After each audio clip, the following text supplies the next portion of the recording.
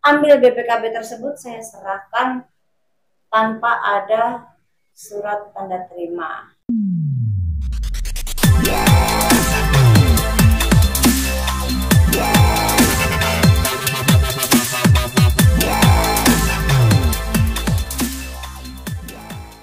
Cintiara Alona diduga menjadi korban penipuan oleh sepasang suami istri.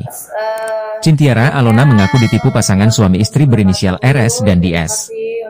RS dan DS ini menurut pengakuan Cintiara Alona adalah calon legislatif, caleg dari partai berlambang burung Garuda di wilayah Sukabumi yang tak terpilih.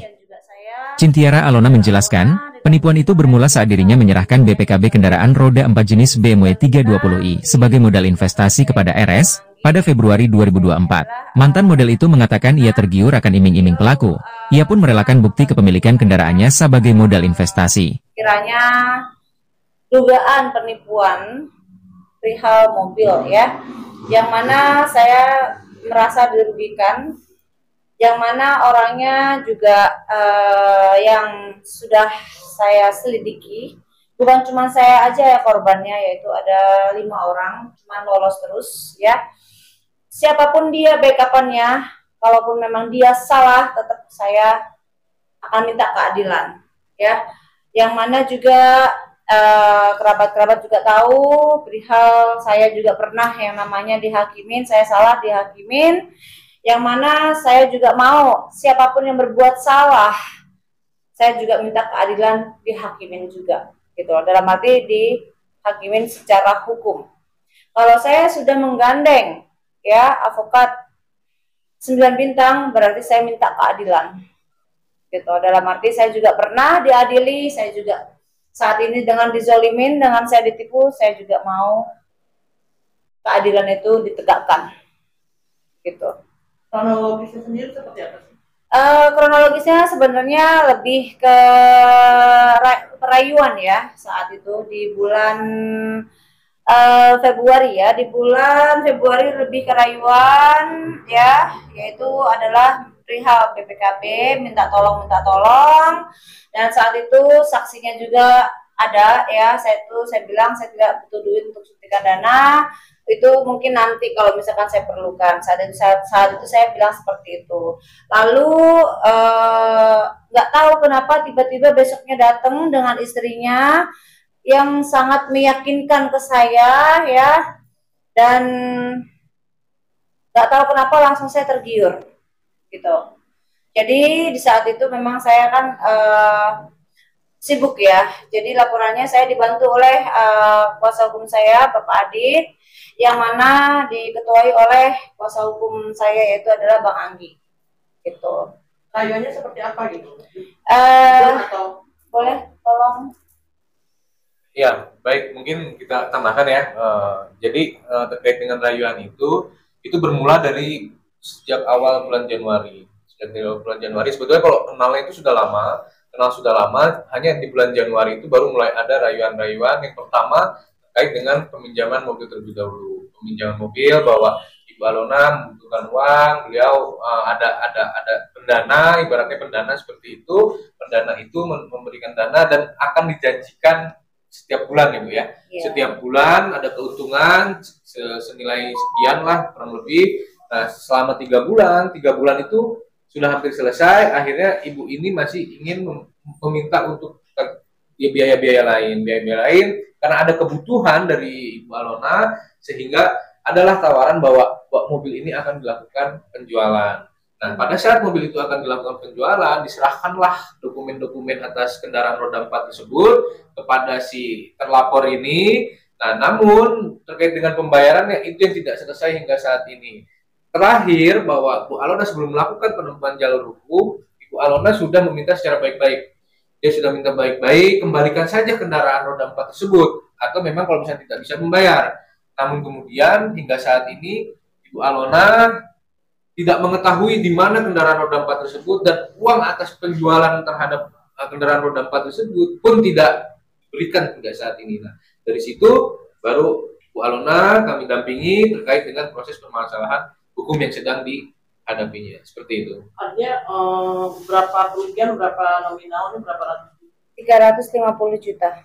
350 juta. Artinya kenapa kamu berpikir kok tiba-tiba kamu aslinya kamu ngasih ke BPKB, STNK, semua kamu kasih? Pertama memang iya sih, saya berikan itu BPKB, dia butuh bantuan. Nanti kalau misalkan saya nggak ada yang bantu saya, ini nanti yang ada investor saya akan pergi semua. Jadi kita sama-sama ini terus diiming-imingkan ya. Nanti saya akan kasih uang di depan selama 3 bulan, yaitu adalah 7,2 dikali 3 bulan ya. Yang seharusnya sudah selesai di bulan 2 Mei. Nah, keuntungannya itu dikasih terus, belum lagi nanti akan ada keuntungan lebihnya lagi, gitu kan. Lalu setelah udah jatuh tempo haknya, sebelum ya di bulan April tanggal 22 ya, itu mobil di DP 55 juta, mobil BMW saya. Setelah itu cicilan di tanggal kurang lebih di tanggal berapa ada kok semuanya itu dicicil lagi 10 juta. Setelah itu dia menghilang gitu, dan di situ dia merasa karena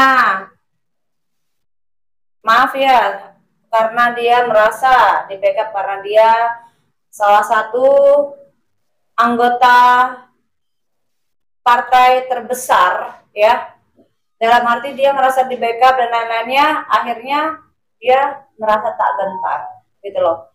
Yang mana tidak gentar, saya pernah dihukum atas kesalahan saya ya, atas keteledoran saya, dan saya diadilin, dan sekarang saya telah dizolimin, telah ditipu, saya juga minta keadilan.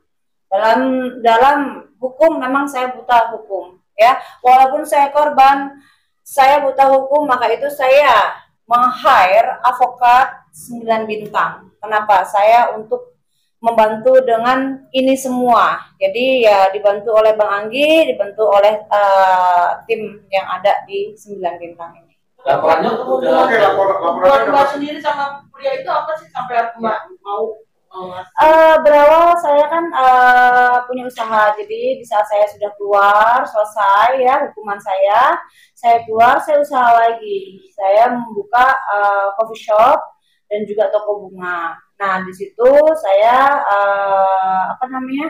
ada satu aset yang saya jual, makanya saya membuka usaha dan membeli mobil BMW gitu.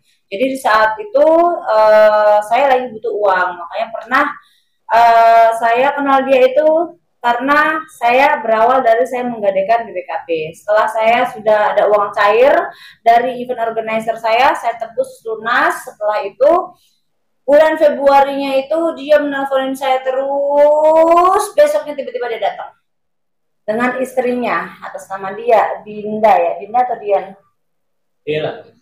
Dina. Atas nama Dina.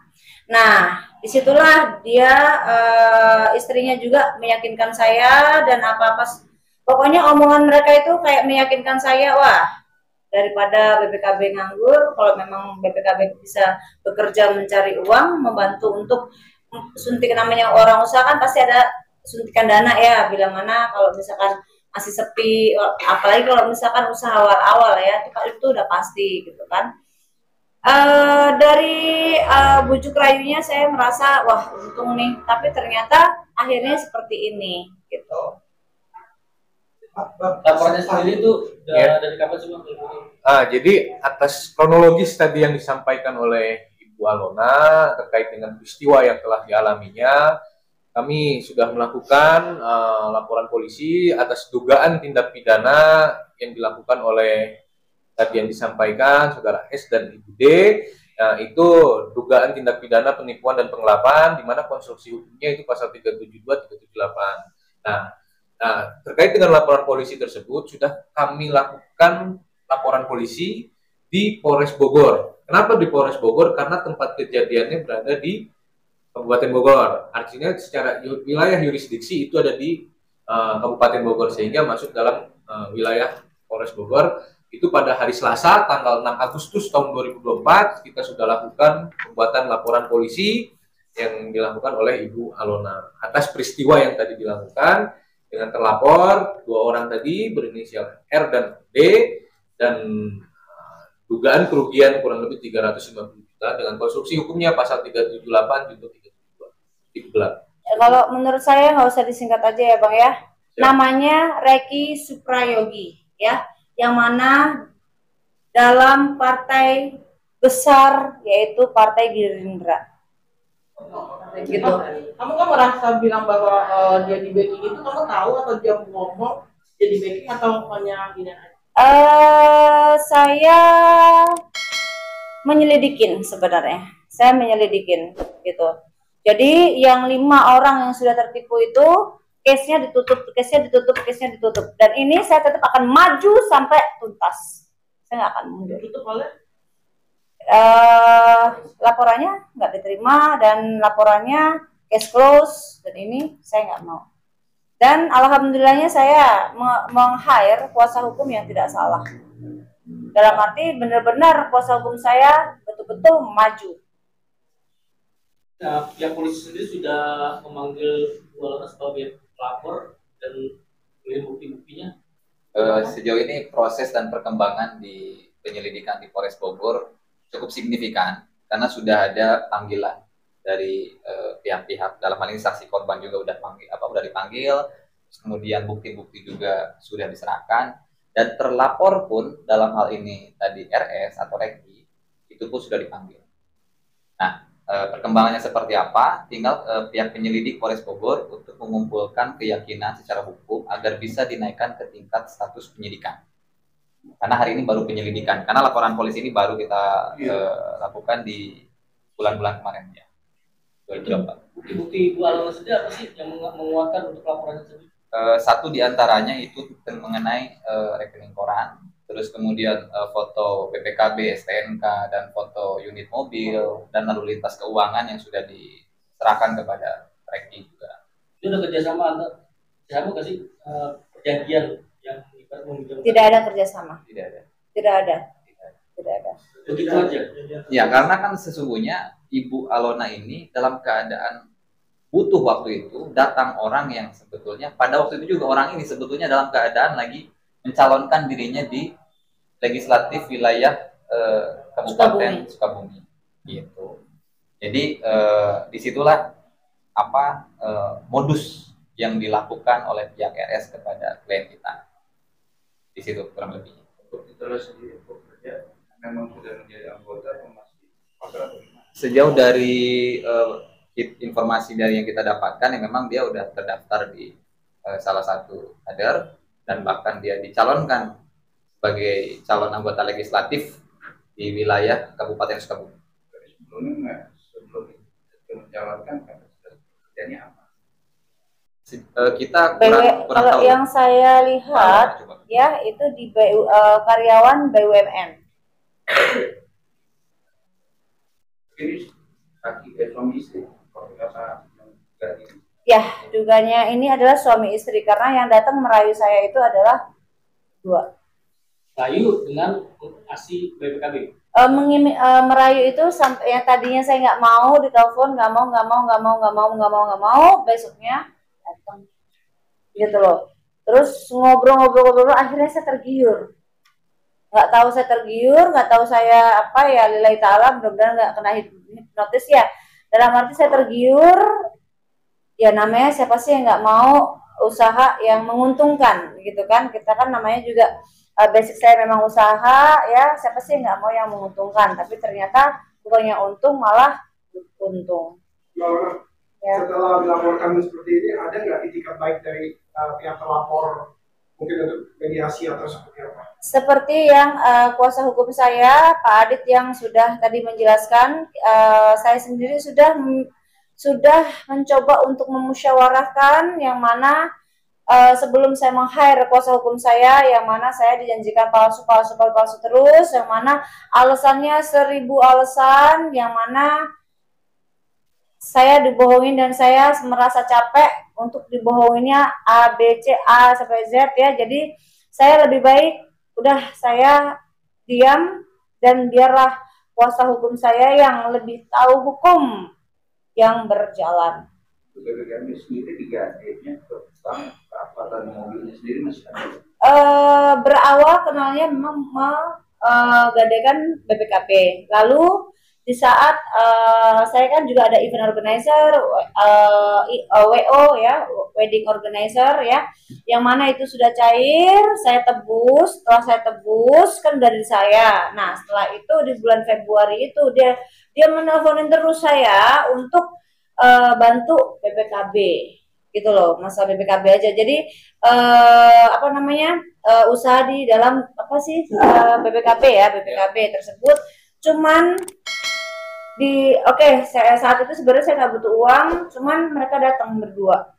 Nah, meyakinkan saya, beberapa meyakinkan, akhirnya saya ambil BPKB tersebut, saya serahkan tanpa ada surat tanda terima. Tapi CCTV ada. Salah satu rayuannya itu apa? Yang dijanjikan sama si keuntungan adalah 300 juta nantinya. Itu bentuk apa? Uang. Kerjasama. Bukan lebih kerjasama sih, lebih menguntungkan ya. Di awal itu saya menerima ya 7.200.000 dikali 3 itu kurang lebih 26 apa 26 juta ya, 21.600.000 lah kurang lebih ya di situ ya. Itu memang ditransfer ke rekening saya, dan itu rayuannya juga nanti setelah ini nanti akan ada lagi karena sudah membantu saya, yang mana investor saya akan lebih yakin kepada saya, maka nanti fee-nya pun akan saya bagikan bagi dua ya, kurang lebih ratusan juta. Siapa sih yang nggak mau begitu loh. Terus BPKB, terus mobil dikasih gimana? Jadi seharusnya di bulan tanggal 2 bulan Mei itu seharusnya BPKB dikembalikan. Lalu mandeknya di usaha saya, yang mana usaha baru ya, saya butuh suntikan dana. Itu yang saya punya cuma mobil. Jadi karena saya berdiri sendiri ya, jadi mobil itulah yang saya bilang ke Reki, ada nggak yang mau beli mobil ini? Saya bilang begitu kan, saya mau jual. Oh ada, tapi di DP dulu 55 juta, mau nggak? Ya karena saya butuh, saya bilang saya mau begitu. Jadi situ lah mobilnya lenyap, PPKB-nya pun lenyap. Sisa duit tidak ada. Tidak ada. Tetap mau proses sampai selesai. Iya, karena dari musyawarah saya ya sudah berbulan-bulan tidak ada sedikit pun etikat baiknya, maka dari itu saya lelah, saya minta bantuan ya, saya datengin ke kantor advokat ya 9 bintang, yang mana saya bertemu dengan Pak Adit, Pak Anggi sebagai ketua di advokat 9 bintang. Saya konsultasi dan lain-lainnya, yang mana saya minta saya pernah dihukum, diadilin atas kesadaran saya, dan saya minta ini juga kalau bisa ya sesuai dengan keadilan seperti yang saya pernah diadili. Pak ini laporan sudah masuk tanggal berapa ini laporan? LP ini masuk 6 Agustus 2024. Jadi sebelum laporan polisi ini dilakukan, kita ini melayangkan somasi sampai 3 kali. Dari 3 kali itu 1 diantaranya saudara Reki ini datang ke kita, dan dia mengakui bahwa uangnya dipakai untuk nyalon. Oh iya. Ini nggak bang? Ya. Saya nggak tahu. Sumpah, saya nggak tahu. Tapi sih pada prinsipnya dengan pengakuan itu telah membuktikan bahwa klien kita memang dilakukan kejahatan terhadap klien kita, dan tentunya kerugian yang ditanggung oleh klien kita. Itu ada pengakuan di situ. Awalnya sudah direkam atau? Memang ini sebetulnya rahasia, tapi mau tidak mau saya sampaikan hal ini karena memang ya pengakuan itu dalam hukum memang diperlukan. Nah, tinggal kan pihak penyelidik atau penyidik untuk membongkar atau menanyakan terkait kemana lalu lintas uang yang sudah dipakai oleh si terlapor ini, ya, untuk kepentingan dia selama proses pencalonan. Kan bisa juga uang hasil penjualan mobilnya Mbak Alona bisa buat yang harus diserahkan ke sini malah dipakai untuk yang lain. Nah itu dugaan tindak pidana penipuan dan penggelapannya. Yang pertama, yang kedua, pertama dia datang. Tadi bilang katanya 3 kali. Somasi 3 kali. Dari 3 kali itu dia cuma 1 kali datang. Tapi pada saat dia datang ada etikat baik untuk Itikat baik, ya itikat baiknya sudah kita deteksi seperti halnya yang sudah disampaikan oleh klien kita. Dia main watak, ya dia janji-janji dan sebagainya dengan berbagai macam ulasan cerita yang sudah dituangkan dalam surat pernyataan, tapi pada faktanya memang denial, kebal. Itu pun dia pengen begitu sama ke kita. Cuman kan kita udah mendengar cerita langsung dari Mbak Alona, ya saya pikir nggak perlu. Hanya Mas dengan pengakuan dari si R ini artinya lebih gampang ya untuk menghasilkan masalah. Ya, dalam perspektif hukum, ya dalam perspektif hukum pasal 184 Kitab Undang-Undang Hukum Acara Pidana seyogianya harus dilakukan dengan cepat. Karena udah ada dan memang sebetulnya bukan pengakuan juga, kita lebih kepada bukti faktanya ada, rekening korannya ada, PPKB mobil dan memang saat ini tidak dipegang oleh klien kita, berada di tangan orang lain, dan ketika kita meminta barangnya sudah tidak ada, ya itu udah cukup sebetulnya. Ya ditambah dengan pengakuan itu tadi. Oke, Alona, seandainya setelah kamu respon ini dan dari pihak sana beritikat baik, baru mulai beritikat baik, apakah kamu akan membuka jalan damai atau gimana? Damai. Bila mana kerugian saya itu dibayarkan, karena yang namanya dibui itu tidak enak sekali. Ya, saya kasih tahu aja, sangat nggak enak sekali. Ya, dengan kamu Reki Prayogi, ya, kamu membawa bendera partai yang sangat besar. Dengan kamu seperti ini, satu, menyemarkan nama baik partai kamu. Kedua, kamu menyemarkan diri kamu sendiri, menghancurkan diri kamu sendiri. Kamu menghancurkan saya, sampai kafe saya tutup, dan saya juga akan menghancurkan kamu. Kalau ini jadi pembelajaran buat kamu gak sih? Kan mungkin dulu juga sering pernah kejadian kan beberapa kali pembunuhan, penggelapan. Nah ini sekarang jadi lagi, ini kamu nanti ke depannya bagaimana sih ketika memilih teman atau melihat orang gitu yang tidak terjadi lagi? Kalau saya akan lebih konsultasi kepada kuasa hukum, yang mana sekarang kan saya ya punya usaha, yang mana saya punya kuasa hukum di 9 Bintang. Pasti kedepannya saya akan lebih konsultasi lagi, biar tidak ada hal-hal yang tidak diinginkan lagi gitu. Karena kan memang saya buta hukum. Bila mana kuasa hukum saya bilang yes, saya akan lakukan. Bila mana tidak, saya tidak akan lakukan. Itu antipasti saya.